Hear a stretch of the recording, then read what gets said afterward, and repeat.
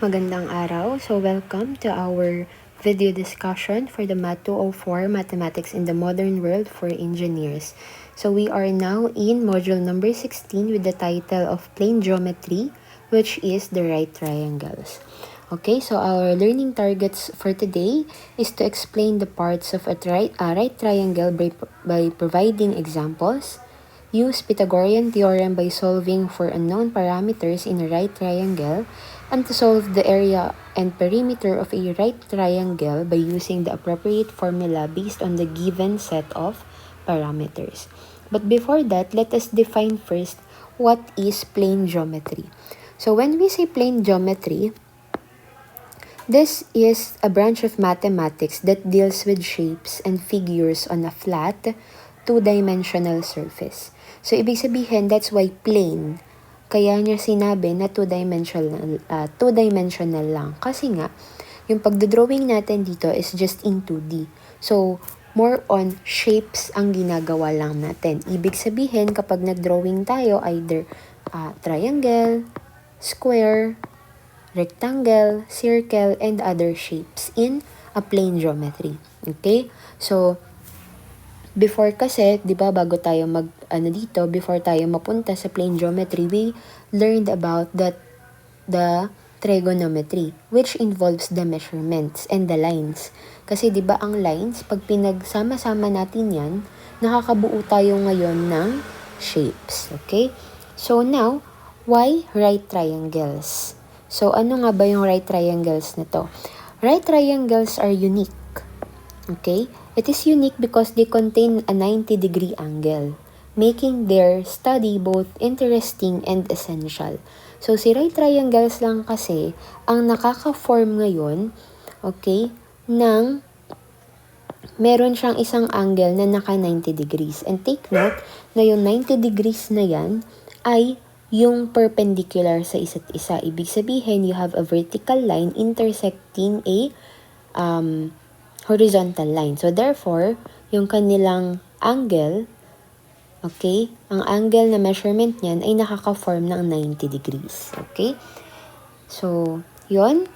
What to expect in this module is to identify the key parts of a right triangle, the hypotenuse and the legs. Okay, so when we say hypotenuse, it is the longest side of the triangle, and then the legs are the two sides of the triangle. Okay? So now, ano nga ba yung mga parts ng right triangle? Again, it is the hypotenuse and then the legs.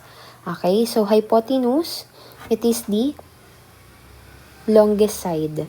Okay? So kahit yan ay isulat nyo pa, i-drawing nyo siya, paghiwa-hiwalayin ninyo yung mga line na yan, si hypotenuse pa rin yung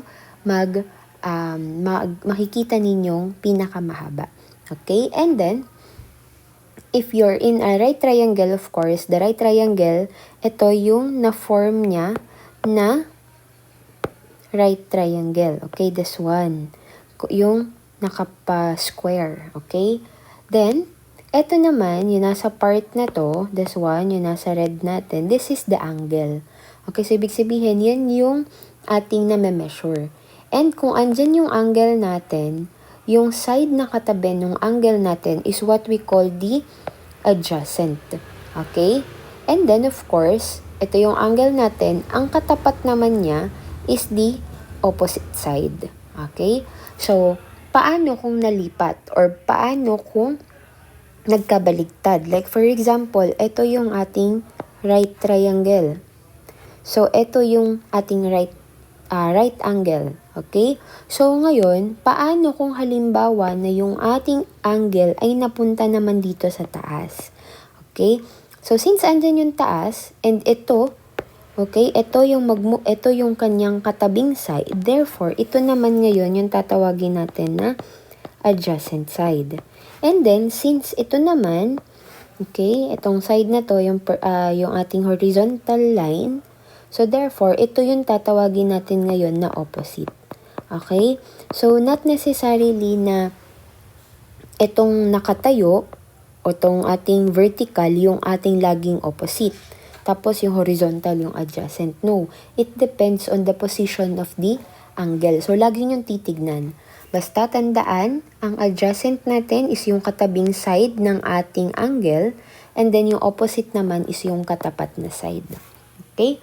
So, what are the properties of the right triangles? So, first, ito na, ang hindi natin dapat kalimutan, yung tinatawag nating Pythagorean theorem. Okay, so in any right triangle, the square of the length of the hypotenuse, C, is equal to the sum of the squares of the lengths of the legs, A and B, and this can be written as C squared is equal to A squared plus B squared. Okay, so balikan natin yung ating triangle. So, yung A natin dito, this one, the A and the B, ito yan. So, ito yung A, ito yung A natin, and then ito yung B. Then, the hypotenuse is the C. So, hindi naman siya ganun kahirap tandaan kasi C squared is equal to A squared plus B squared lang naman siya. Okay?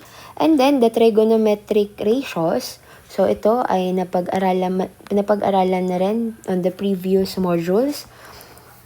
Ang tinatawag natin na SOHCAHTOA. Okay? So, wag nyo rin kakalimutan to kahit ito ay napag-aralan na during your high school time. Okay, so for the sine, okay, so using the SOHCAHTOA, when we say sine theta or sine angle, it is the opposite over the hypotenuse. Okay, so kung yung angle mo ay nandito, okay, so kung yung angle mo ay ito, of course, the opposite niyan is si A. Okay, so depende take note ulit, it is not always A. Depende kung nasaan si angle. So, sa ngayon, dito, gamitin natin kung ano yung nasa figure natin. So, we have sine, palitan natin yung kulay. We have sine theta is equal to, ang opposite natin is the A, and then yung ating hypotenuse is C. Okay, so this is your formula. Then, next naman natin is the cosine. So, cosine from the SOHCAHTOA, we have cosine theta is equal to the adjacent over the hypotenuse. So, we have cosine theta is equal to the adjacent over the hypotenuse. And using again the figure, ang adjacent side niya is yung ating side B. So, ibig sabihin, ang gagamitin natin dito, cosine theta is equal to B over the hypotenuse, which is the side C. And ito yung ating formula. Then, on the tangent naman, sabi nga natin, tangent is the TOA. So, therefore, ang gagamitin natin is the tangent theta is equal to the opposite over the adjacent. So, ibig sabihin, kung gagamitin natin yung ating side A, B, and C, ang ating tangent theta will be equal to, ating opposite is A, and then yung ating adjacent is B. So, this is your formula. Okay, so, ito din, nakalagay dito sa ating module that the mnemonic SOHCAHTOA is a handy way to remember the trigonometric ratios in the right triangles. Okay, so, huwag niyo siyang kakalimutan kasi gamit na gamit. Okay, so now let us solve the right triangles. Paano naman natin siyang sinusolve? Or ano ba yung application nito? Okay, so for the applications, such as construction, navigation, and physics. Actually, mostly ito nagagamit talaga sa physics. They are also fundamental in trigonometry, which has applications in waves, oscillations, and circles. So, isa rin ito sa dapat ay natatandaan, yung area and perimeter ng right triangle natin. Okay, so the area tells us how much space is inside the triangle. So, balikan natin, when we say area, let's say we have this shape na square. Yung sinasabi nating area dyan is yung kabuuan, yung nasa loob. Okay, yan yung space na kinukuha natin. So, that is the area. And when we say perimeter naman, okay, ang perimeter naman natin is the sum of all the sides. So, ibig sabihin, gaano kalaki yung nakuha niya na part. Okay, so the perimeter is just the sum of all the sides. So, ito lang siya. Ibig sabihin, yung outer lang. Okay? So, baka nalilito pa rin kasi between the area and perimeter. Okay? So, we have the formula for the area na A is equal to 1/2 of the base times the height. So, paano siyang nakuha? Kasi tignan natin na, 'di ba, ito yung ating rectangle. Kapag yan kinalahati mo, kapag yan nilagyan mo ng hati from the left top up to the bottom right, ito, 'di ba, ibig sabihin nahati mo siya. Kung nahati mo yan, naka-form ka ngayon ng right triangle. Eh, di ba ang ating area for the rectangle is length times width. So, let's say this is the length and then this is the width. And that length is also called the base. Okay, yan nasa baba. Yan yung base ng ating triangle. And then yung width natin na to, pwede nating sabihin din yan that is the height. So, since kinalahati mo lang yung ating rectangle, kaya tayo ngayon merong 1/2 sa ating formula. Okay, so our formula again, area is equal to 1/2 times the base times the height. And then for the perimeter, so since perimeter nga siya, sum of all the sides, so therefore, we just sum up all the sides. We have perimeter of triangle is equal to A plus B plus C. Okay? So, now, explore natin on how to get this missing information in a right triangle. So, first is given two sides. Paano kapag given yung dalawang side, tapos yung isa nawawala? Okay. So, let's first consider kung ang nawawala ay si hypotenuse.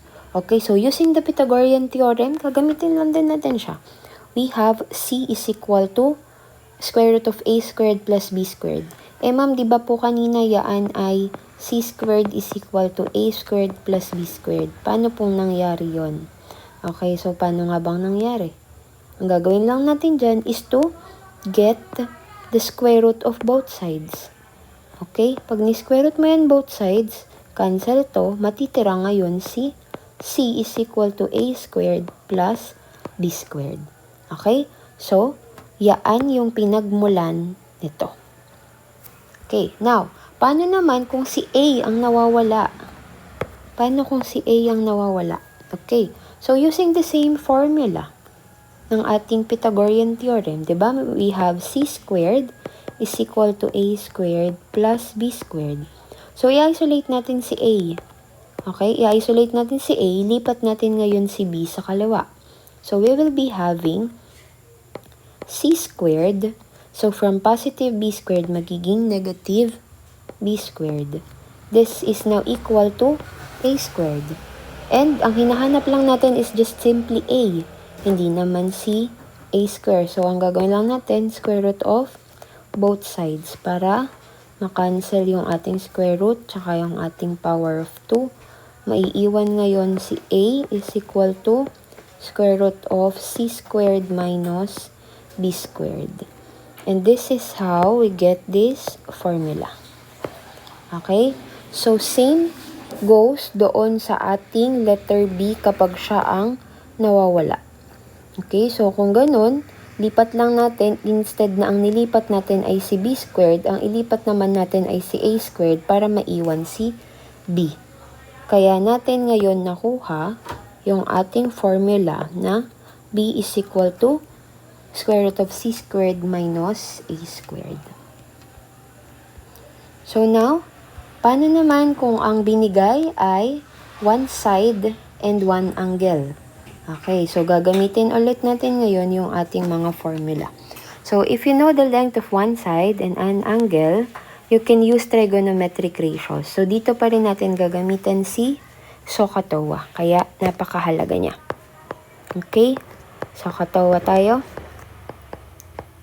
Alright, so what if B is unknown, we will be using TOA. Bakit daw si TOA? Okay, for example, if you know the length of one side, for example, alam natin yung given natin si A, and then, an angle other than the right angle, you can use trigonometric ratios. Like for example, si theta given, then si A given. Okay. So, ang gagawin lang natin dyan is using the SOHCAHTOA. Kung hinahanap natin si B, or yung adjacent side natin, so, gagamitin natin si TOA using its formula, tangent theta is equal to, ano yung O natin? Opposite is A, and then, the adjacent is B. Okay. Now, ang hinahanap natin is the value of B. So, therefore, ang gagawin lang natin is to derive or transpose. Yung multiply or si B, lipat natin sa kaliwa. Ibig sabihin, magkagiging B multiplied by tangent theta is equal to A. Kaso, di ba, ang kailangan lang natin is the B. So, we divide both sides now by tangent theta. Okay? Para makancel si tangent theta, may iwan ngayon si B that is equal to A over the tangent theta. So, dito natin nakuha ngayon yung formula na to. Okay? So, paano naman kapag si C ang nawawala? Okay, given pa din si A at si theta. Okay, so kapag naman si C ang nawawala, either of so or ka ang pwede niyong gamitin. Okay, so dito ang given natin ay si sin yung ginamit niya. Okay. So, dito, kaya ginamit si sin is because A and theta is given. Okay? Pero, kung halimbawa naman na gusto mong gamitin yung nakuha mong value ni B, pwede niyong gamitin si cosine. Paano siya? Diba we have ka na cosine theta is equal to the adjacent, and adjacent is B, over the hypotenuse na C. So, same process. Si C ang hinahanap natin. So, si C, lipat natin sa kaliwa. Magkakaroon tayo ng C cosine theta. You have C cosine theta is equal to B. And then, you divide both sides by cosine theta para makancel. So, cancel yung cosine theta. Natira ngayon C is equal to B over the cosine theta. So, ito yung alternate na pwede natin gamitin na formula aside from this one. Okay? So, now, let us have an example.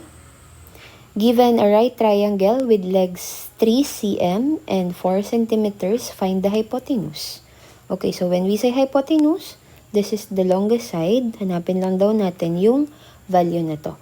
So, let's say, yung ating nasa ilalim is yung ating A. Yung nasa baba naman is yung ating side B. And then, yung hypotenuse natin is the side C. So, using the given, the Pythagorean theorem, we have C squared is equal to A squared plus B squared. Then, getting the square root of both sides para makancel, C is equal to the square root of A squared plus B squared. Okay? So now, since we already have the values of A and B, substitute lang tayo. Square root of 3 squared plus 4 squared. Okay? So, this is equal to the square root of 9. 3 squared is 9 plus 4 squared is 16. Then, simplifying this, we have square root of 9 plus 16 is 25. Then, C is, square root of 25 is 5. But don't forget, since nagbigay siya ng unit na centimeter, kailangan yung final answer natin should also have its unit. C is equal now to 5 centimeters. Okay? So, yun lang siya. Ganun lang. Diba? Same lang na yun ang nakuha sa ating given. Okay, next naman natin. Okay, so you have a right triangle where one leg is 8 units long and the angle adjacent to this leg is 30 degrees. Okay. paano kung halimbawang hindi given yung ating etong drawing? Okay. So, anuhin ko ha. Burahin ko siya. Tanggalin ko siya. Para makita nyo kung paano natin i-drawing yung mismong binigay sa given. Okay. So, sabi sa atin dito, there is a right triangle. So, ibig sabihin, drawing ka ng isang right triangle. And then, sabi niya dito, 8 units long daw yung isang side. Pero you don't know what side is it, okay? So, let's say, ito na lang nasa ibaba. Okay? So, this is 8 units. And then, sabi sa atin dito, the angle adjacent to this leg. Adjacent daw. So, ibig sabihin, kung adjacent yan, yung katabi niya. Okay? De, syempre, hindi naman ito kasi right triangle na yun nasa kaliwa. So, dapat, ito yung magiging angle natin. So, this is the angle theta, which is equal to 30 degrees. Okay? So, paano kung halimbawang gusto nyo na ang ating side na 8 units ay yung nakatayo? Okay, sige, try natin. Okay, paano kung yung gusto nyo, ito yung 8 units? Wala namang problema. Pero take note that the adjacent side or the adjacent angle to that leg is this one. Okay? So, ito ngayon yung magiging angle nyo na 30 degrees. Okay? So, let's use that. Try na lang natin. Ito na lang. Okay? So, find the length of the hypotenuse, area, and the perimeter of the triangle. Okay, yan. Madami tayong hinahanap. So, let's say, ito yung ating A, ito yung ating B, kailangang hanapin, then si C, kailangan ding hanapin. Okay, so, kung ganyan, so, isa lang yung given, diba? Na angle and side. So, ibig sabihin, pwede natin gamitin si SOHCAHTOA. Okay. So, una, ang hanapin daw natin is the hypotenuse. Okay, so, SOHCAHTOA. Okay, una, ang kailangan niya daw ay hypotenuse. Dito sa tatlo na to, sino ba yung may hypotenuse? Diba si SO, tsaka si Ka? Si TOA wala. Wala namang H dyan. So, ibig sabihin, cancel na yan. Okay, you only have 2. Okay, ngayon, you have your hypotenuse. Ang pinagkaiba nila ngayon, yung isa, opposite yung kailangan, yung isa adjacent. E sino ba yung nagbigay ngayon ng side? Diba yung adjacent sa theta? So, ibig sabihin, ang gagamitin natin is si Ka. Okay, so using Ka, we have cosine theta is equal to the adjacent over the hypotenuse. And then, by deriving our formula, di ba, magkakaroon tayo dyan that hypotenuse is equal to the adjacent over the cosine theta. Pinagbaligtad lang natin kung napansin nyo. Okay, so now let us substitute the given values. Yung h natin is yung ating c. Yung adjacent natin is the a, which has 8 units, over the cosine ng 30 degrees. Okay, so you can use your calculators. Ang makukuha natin na sagot dito ay ito. Okay? So, C is equal to 16 square root of 3 over 3 units. Yaan ay kung yan yung makikita nyo sa multiple choice. O kaya naman, kung hindi hinihingi sa inyo na nakadesimal. Pero, paano kung decimal, in decimal form ang gusto ni teacher na sagot? So, this is approximately 9.2376 units. Okay, so yaan ngayon yung makukuha nating sagot. Okay? So, next naman daw natin is to solve for the perimeter. Okay, so solving for the perimeter, but bago natin makuha yung perimeter, we have to get first the value of the other leg, which is si B. Okay, so paano natin gagamitin yon? Okay, so dito na lang natin sulat. Okay, di ba may Pythagorean theorem tayo ulit? Okay, so pwede nyo gamitin si Pythagorean theorem kasi meron ka ng A, meron kang C, nanap si B. Pwede rin naman gamitin nyo si SOHCAHTOA. Okay, so pwede nyo gamitin ngayon si TOA o kaya naman si SO. Kasi meron ka ng hypotenuse dito. Hinahanap mo ngayon si opposite. And then, kay TOA naman, may adjacent ka naman, pwede mo din gamitin ngayon hinanap mo si opposite. So, dito sa ating module, ang ginamit ay si Pythagorean theorem. Okay? So, try natin gamitin ngayon yung ating angles. Okay? So, you use the TOA. Okay? So, we have the tangent theta is equal to opposite over the adjacent. Okay. So, tangent theta, ang kailangan natin is si opposite, which is ito, si B. Okay? So, we have tangent 30 degrees is equal to, ano yung opposite natin, which is B, and then yung ating adjacent is si A. Okay? Then, deriving this, magkakaroon tayo ngayon, si A, lipat lang natin sa kabila. Kakaroon tayo ng A tangent 30 is equal to B. Okay? Pwede kong pagbaligtarin yan. So, therefore, B is equal now to, ano yung value ng A natin? It is 8 units, the tangent 30 degrees. So, ang masosolve din dyan is the same with this. Yung nakuha rin natin na value ng A, which is 8 square root of 3 over 3. And this is in units. Okay? So, yan. Sa atin naka-letter B. Pero sa module naka-letter A kasi binaligtad natin. Okay? So, next naman daw natin is to get the perimeter. Okay? So, for the perimeter natin, of course, ang gagawin nyo lang dyan is to add up all the given, yung sides natin. Okay? So, for the perimeter, we only sum up all the legs. We have A plus B plus C. Okay, so yung A natin is 8 units plus yung B natin is 8 square root of 3 over 3. Then yung C natin is 16 square root of 3 over 3. Okay? So, kapag sinum up nyo yan, makukuha nyo ngayon yung final answer natin. I don't have calculators here, kayo na ang mag-calculate.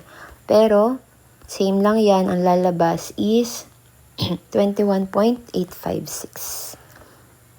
Saan na to? 21.856 units. And then, next naman natin is the area. So, using the given, the formula, area is equal to 1/2 ng base times the height. Ang base natin dito is ito, yung nasa ilalim, which is si B.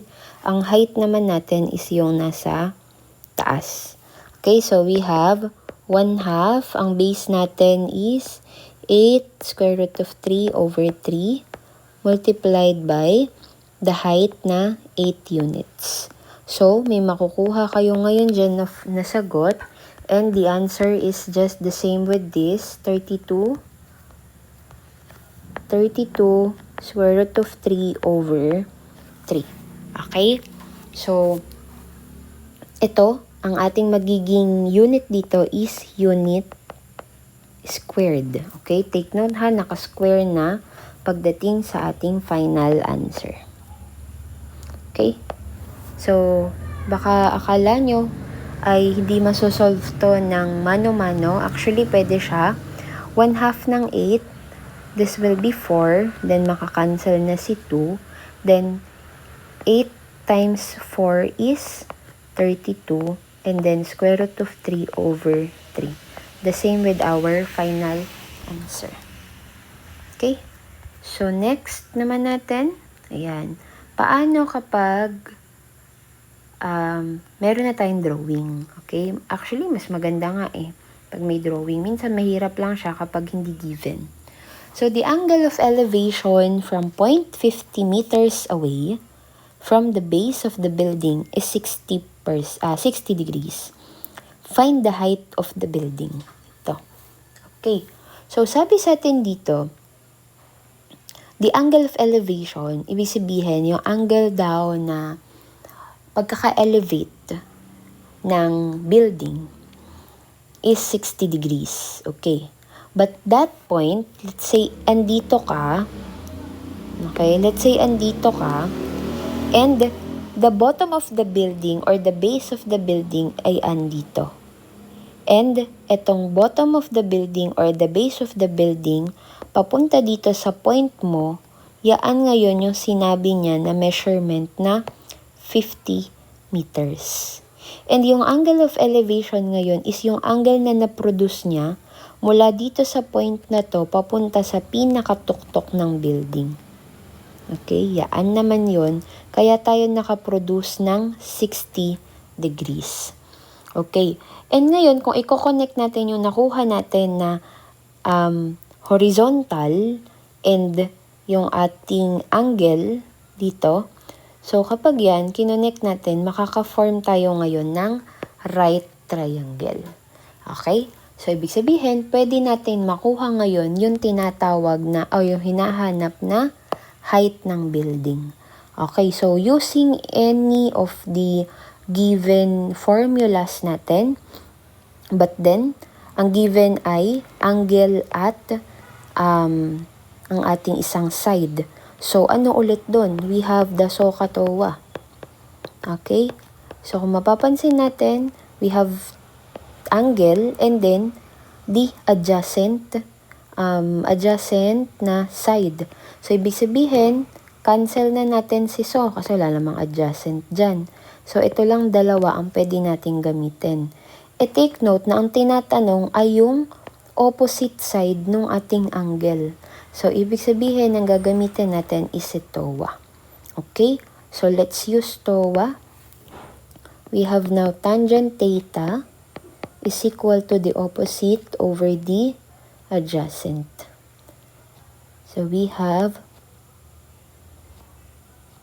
opposite over the adjacent. So, ang hahanap natin is si O or si opposite. So, derive lang tayo. Si A, lipat natin sa kanan.